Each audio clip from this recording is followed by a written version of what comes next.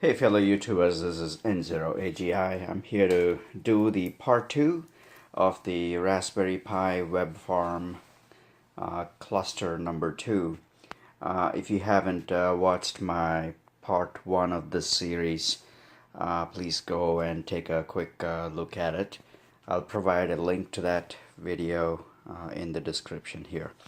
So this part 2 is where we will be building the Raspberry Pi web farm cluster.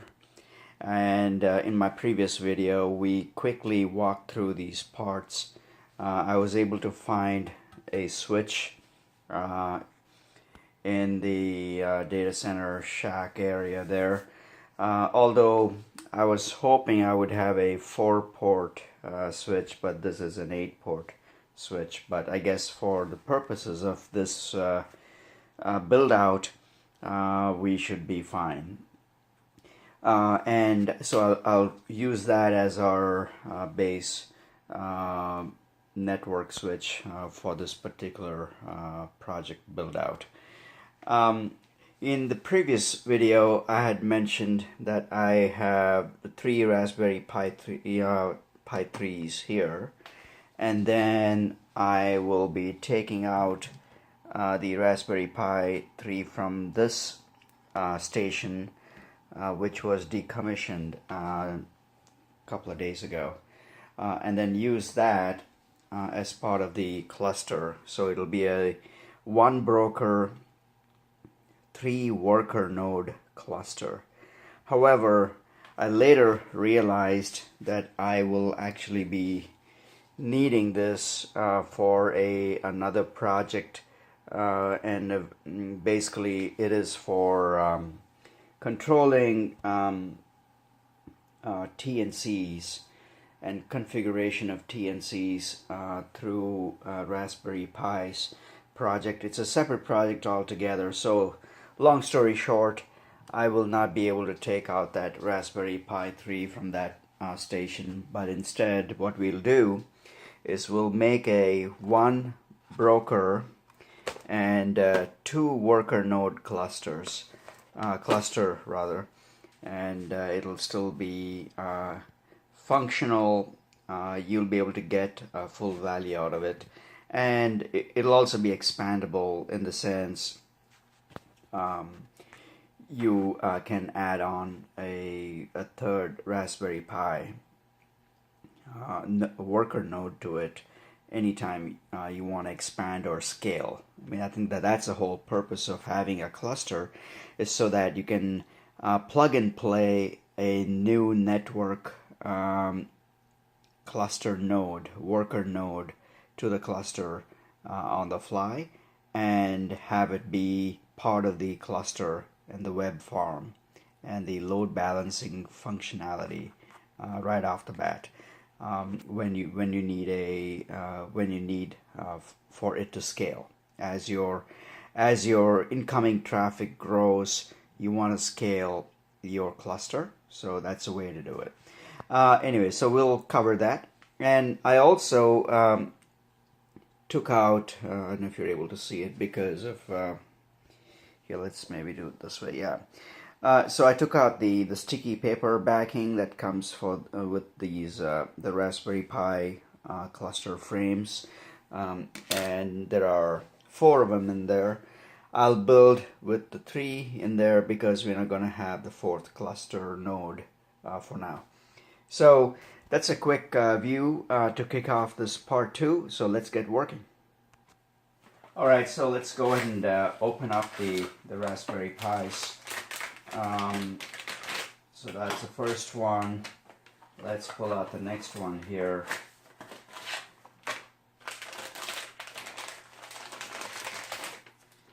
Second one, and here's the 3rd one. Alright, so we got all 3 right there, and let me throw away these boxes. We won't be using the Raspberry Pi 3.0. This is for another project, so I'll set those aside. So the frame kit came with a ton of hardware, and they come in these plastic bags. So I just unpacked them. So there's some screws and nuts, and there's some spacers, and some additional some top caps for the screws or the spacers, and things of that nature. It also comes with a cooling fan that goes on top of. Let's see if I can somehow. Yeah, if you can see that. That's a laser cut Raspberry Pi logo vent, and I believe the fan kind of goes either on top of that. I think it goes on top.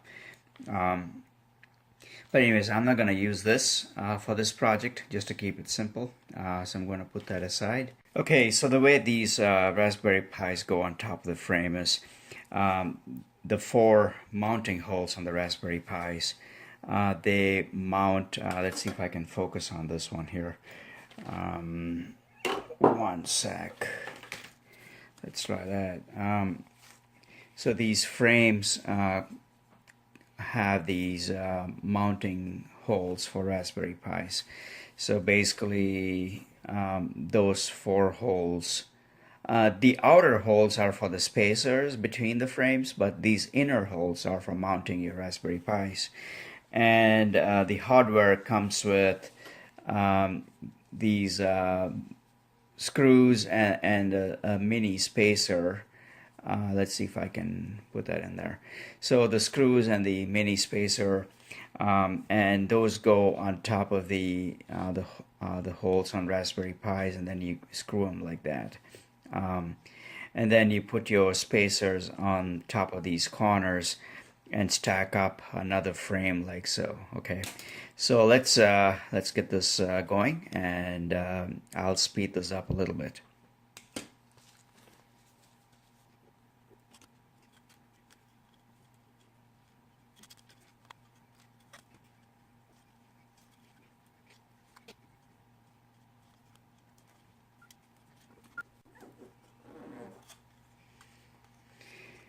So that's a quick view. You could decide, it's up to you whether you want the network USB ports facing this side of the frame or the opposite side of the frame. Typically, the reason why they provide some extra room here is for your video ribbon connectivity. In my case, I won't be having an external, not the video, but external hardware touchscreen sort of a port here. In my case, I won't have any of that, so I'm just going to mount this on this side and take advantage of the extra room for the port side of the board. Okay. So anyways, the first one is done. I'll install the other frames, and then we'll get the spacers mounted. I'll be right back.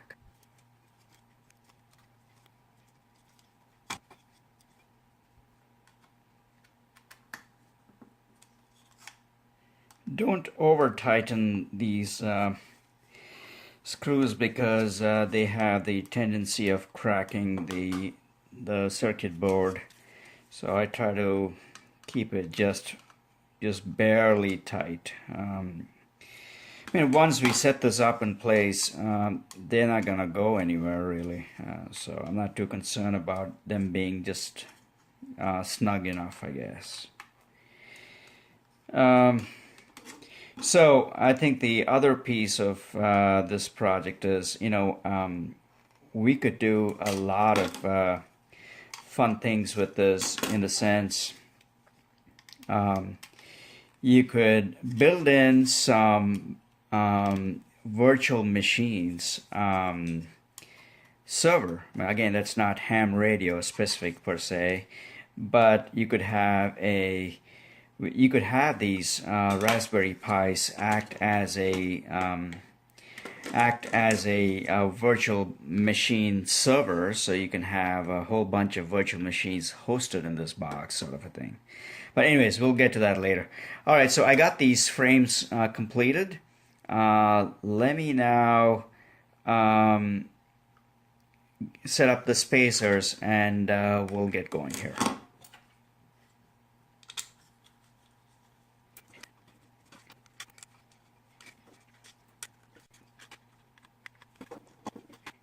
Okay, so the way these Raspberry Pis go on top of the frame is the 4 mounting holes on the Raspberry Pis. They mount, let's see if I can focus on this one here. One sec. Let's try that. So these frames have these mounting holes for Raspberry Pis. So basically, those. Alright, so this is the last one that's going up here. Like I said, I'm not gonna, there's one more frame, a layer kind of left here. I'm gonna use that. I'm not gonna use that because, like I said, we're only gonna go with 3 Raspberry Pis for this project. One of them is the broker, and the other 3 are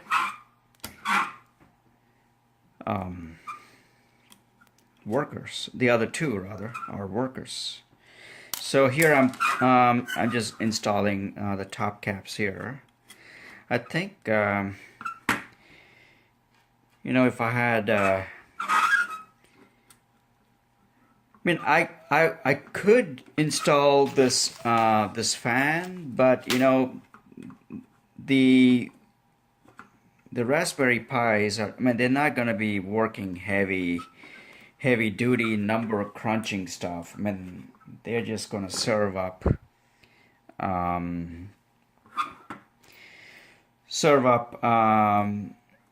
the web pages and web services and responding to API calls.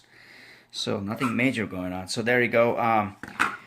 We have our 3-node cluster hardware component with the frame and the spacers installed, and I'm hoping this can go like so, right, on the router,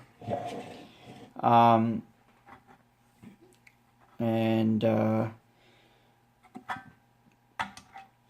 yeah, maybe, I'm not sure, maybe like that. And then the power unit, it would be in the back, like over here, the USB ports. I think that'll look pretty good. Now let's get on with the Power Cradle, and let's get that opened up, and let's see how that kind of shakes up. Okay, let me get that opened up. All right, so here's the Power Cradle, and it's made of plastic, but you know, it looks pretty good, well made. It comes with this, I believe, a 5-footer power cord and 5-port power supply, rather USB charging ports, and a power switch in the back. And let's see what it says here, if I can focus. Okay. Let's see if I can get it closer. Alright, those are the specs. Okay, alright, so let's get going with how do we install the whole station together. Give me a quick sec. So what I'm thinking is, so I got this frame, right, and I have the switch. The power box can go on top of that, like that, and then these 4 posts can kind of go over like so. It looks kind of cheesy to me. Maybe what I can do is, I don't want to do it that way because it will then block the output. another option might be to go like that, and nah, maybe not. I'm not sure. That looks kind of weird. But anyway, so we'll figure something out. Let me think about this, and I'll be right back. Maybe what I will do is take these legs out, install shorter screws or bolts on them, and then somehow glue this in place so we don't have these sticking out like that. Maybe I'll do that, and again give enough room for power cords to get through, because we don't want it to block anything, right? So it shouldn't kind of it should still be fine if in case we decide to install some whatever monitor or whatever in here. There are here, let's do it this way. So okay, right now we don't have any blockers, or any ports that we would be blocking, because the network and the USB ports are on this side. The USB ports, HDMI ports, are on this side. The USB ports are closer to the Power Cradle ports. The network ports will have to go through some travel. That shouldn't be an issue. I think we should be in good shape. So let me work on that, and I'll be right back. These are the smaller spacers that comes with they come with the kit. So hopefully this will take care of our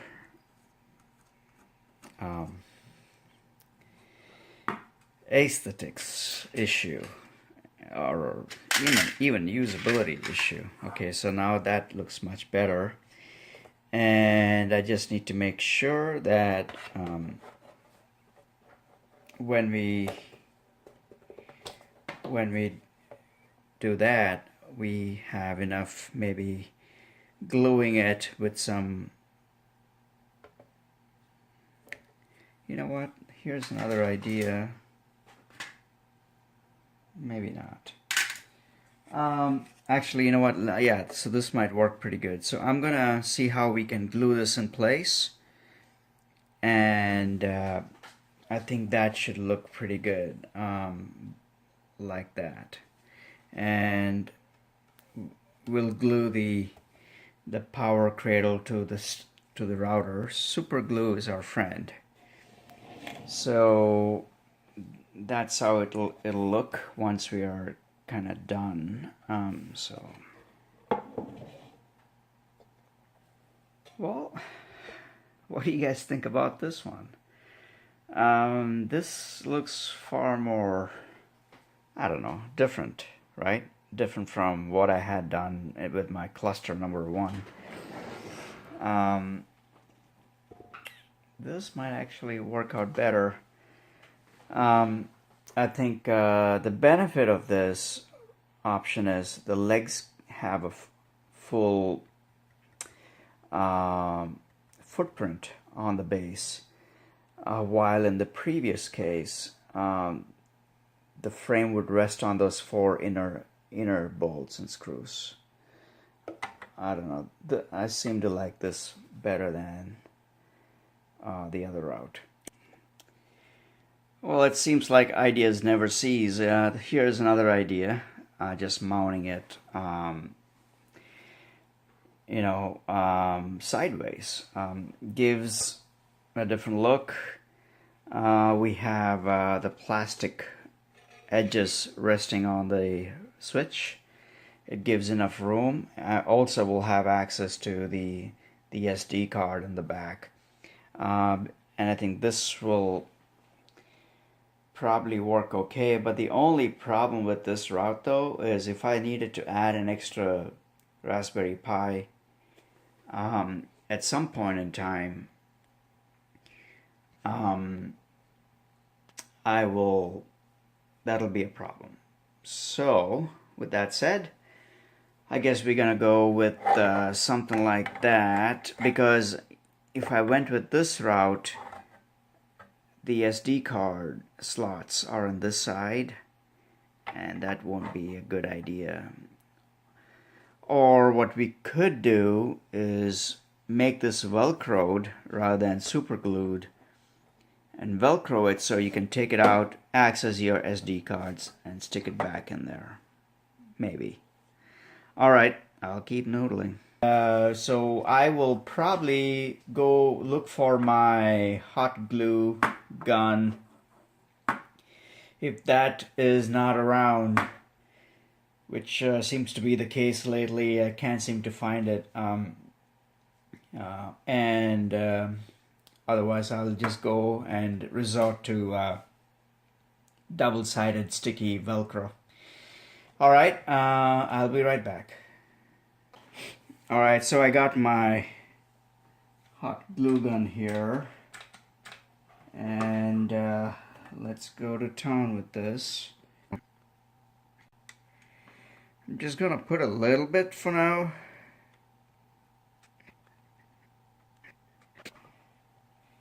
And let me set it up here. We don't have to over secure this thing, but just so it's secure enough, I guess. I think that should be plenty good. Yeah, I'm hoping that will be enough to hold it down. I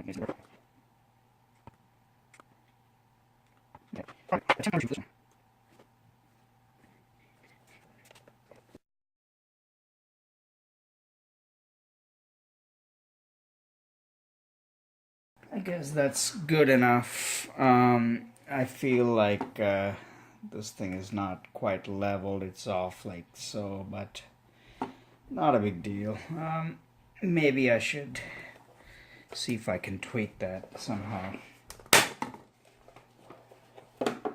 Looks like this is off too now. Alright, you know what? Let me take care of this. I'll be right back. Alright, so I finally got this going. I just had to put a few more dabs of hot glue in there, and I think it'll stay where it's supposed to, and I think we are good. Alright, so next step here is to connect up the network cables. I know these are 1.5 feet, and which is fine. I think we only will need 3, so I'm gonna use red for broker, maybe yellow and green, or yellow and purple for the workers. So I think that should be good. And so understood that the switch is a bit of an overkill for a 3-cluster, or rather 3-node cluster, but you know, I'll probably have other uses for the remaining ports at a later point in time. Rather than going and buying another new one, I just might as well repurpose this and just use it, use what I have. Alright, so we'll just plug this in and hook this up here.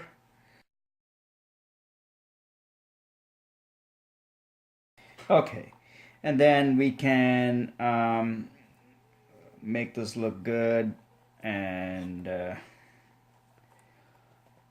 we can actually just put some zip ties in there. That might actually be better, but for now I'll just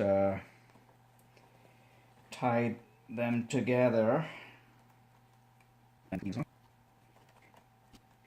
Alright, so that's we'll come back to those later with some zip ties and secure them together.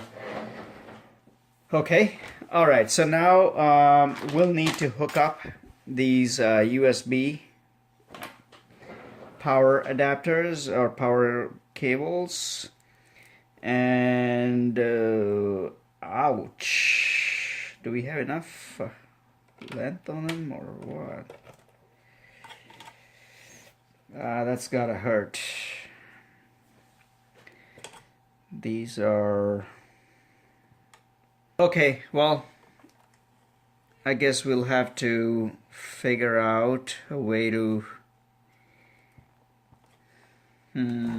that's a bummer. That is a bummer. Well, let's see. I think I might have other USB cables here. Alright, I got a couple more, thankfully. I'm hoping these will work. I know I've had some trouble with these. I got these micro USB cables at Micro Center. This was a few months ago. But these are just out of the box packaging, and I've had trouble getting these things to work. So I'm hoping they will work okay. I guess we'll find out. Okay. I guess we'll find out. Alright, so we got all three in here, and what we'll do is I will again come back to these and zip tie them together. Okay, what I now will like to do is at least power it up and see how it's working. And I have the adapter for the switch, that is, and I will hook that up to the switch, like over here, and then to the switch in the back. Well, I'll just leave it there for now because I don't have long enough. And let's go power this up. Again, there's no SD card, there's no operating system per se. I'm just trying to see if this is powering up or not. Okay.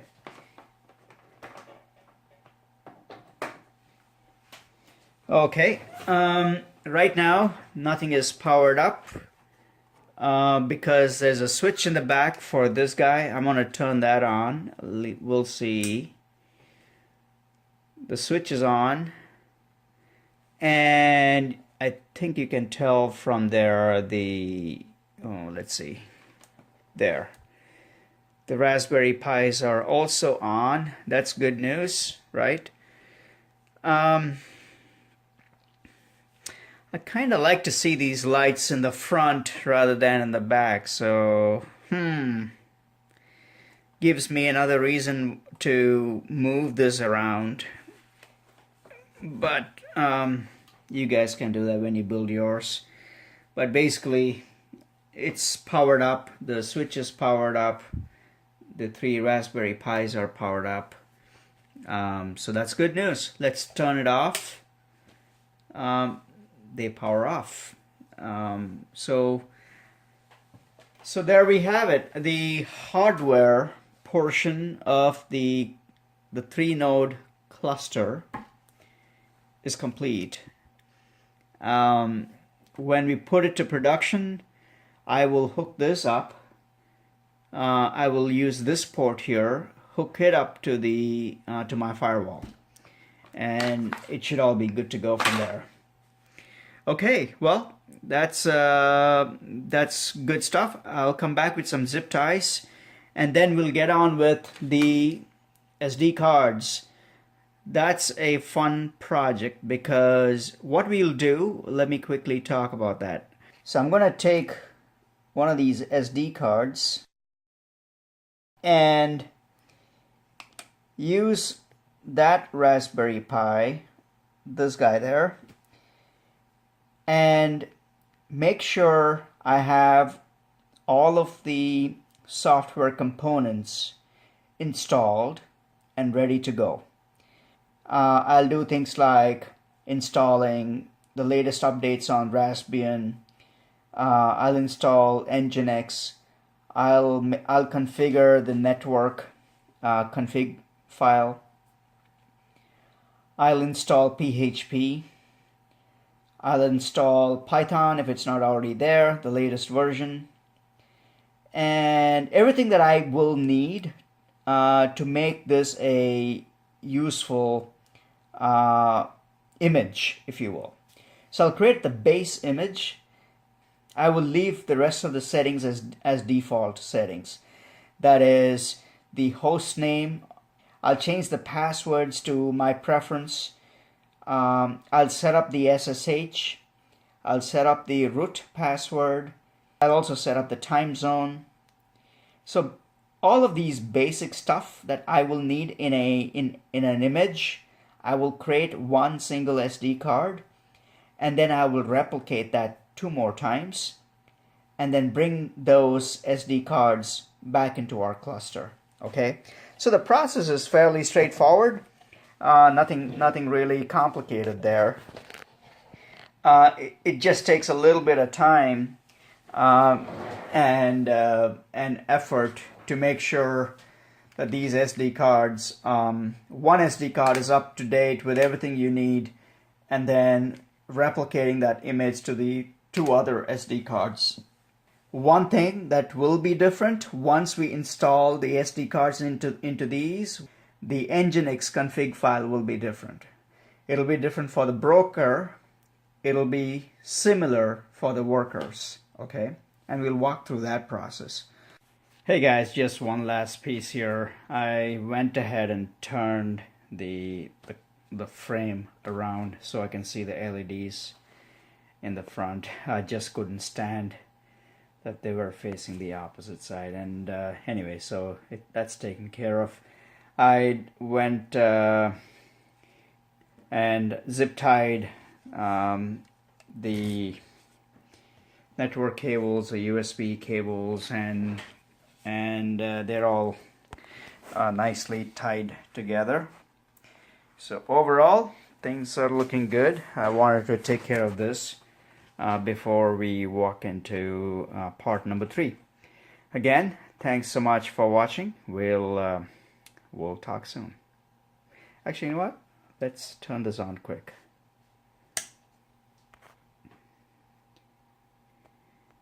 All right, there you go. I see my lights in there and everything's looking good. We'll turn this thing off and we'll see you in part 3. Thanks for watching.